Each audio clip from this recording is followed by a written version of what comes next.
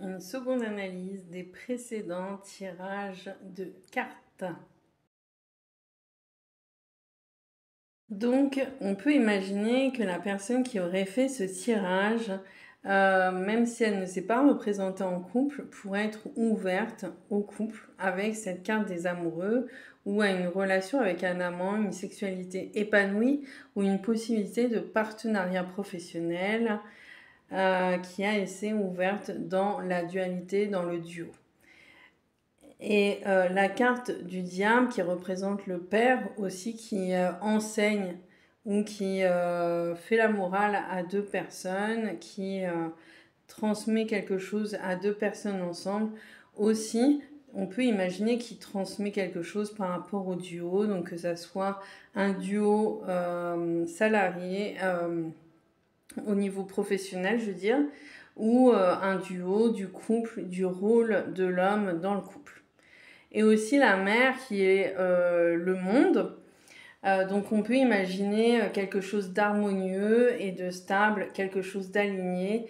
Et en tout cas, ce qu'on nous a transmis de la lignée féminine et de l'énergie féminine de l'être, ben, on peut imaginer qu'on nous a transmis quelque chose d'aligné et de plutôt stable. Donc c'est plutôt positif, donc ça veut dire que même nous, en nous, l'équilibre du masculin et du féminin est assez aligné, donc l'énergie du faire et de l'être, on est en cohésion, en cohérence avec ce qu'on est et ce qu'on a envie de faire. Ensuite, pour le tirage avec le tarot des runes, donc on peut imaginer que la personne qui a fait le tirage, donc avec le magicien, elle se libère de quelque chose avec l'impression que quelque chose s'en va du corps du personnage, mais aussi au niveau de l'énergie du père, qui est l'énergie du fer, qui est la carte numéro 1, avec l'image où il lève le doigt au ciel. On peut imaginer un nouveau départ au niveau de cette énergie de l'action et du fer, mais aussi au niveau de l'énergie féminine et de la mère, qui est la grande prêtresse, donc une femme qui a des vêtements un petit peu arrachés, malgré qu'il y ait ce côté 2, avec deux objets devant pour allumer, on peut imaginer pour allumer du feu. On peut imaginer qu'elle se déleste aussi de quelque chose dans sa manière d'être.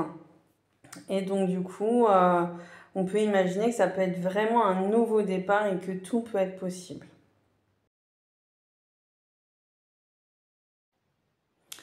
Donc ensuite avec ce tarot là, donc le tirage, donc c'était, on peut imaginer si c'est une femme qui a tiré cette carte là ou si c'est un homme cette carte là.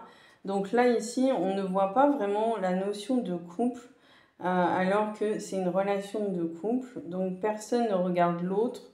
On peut imaginer que chacun est dans son univers mais traverse quelque chose. Parce que le magicien, c'est un nouveau départ, donc on pourrait imaginer un enfant ou vraiment la libération d'un trauma, mais aussi la force, comme si on se libérait de quelque chose, on libérait ce lion de quelque chose. Et aussi au niveau de l'enfant de ce couple-là, donc de l'enfant de la personne qui aurait tiré, c'est la tour. Donc on peut imaginer qu'il y a quelque chose qui se libère, mais aussi pour la génération suivante. Donc, ou en tout cas dans ce trio, quelque chose qui se libère dans la relation parent-enfant. Donc là, je ne vais pas vous détailler toutes les cartes parce que j'ai fait aussi pour les parents, les grands-parents. Mais un peu, on n'imagine pas cette notion de couple, mais il y a, je dirais, quelque chose qui se libère.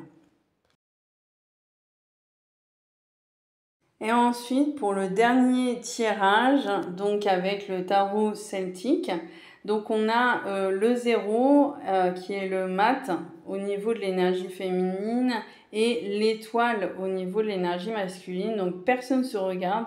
Il y a le mat qui regarde vers son partenaire, mais son partenaire ne la regarde pas. Donc d'ailleurs un partenaire qui est très en énergie féminine avec cette femme nue au bord de l'eau. Mais par contre, leur enfant, c'est une femme avec un loup, donc on peut imaginer que lui, à l'intérieur de lui, il y a quelque chose d'elle, il y a quelque chose d'équilibré, qui est dans le duo, donc peut-être équilibré en lui entre l'énergie féminine et masculine, mais aussi la possibilité, lui, de créer quelque chose dans le duo. Voilà.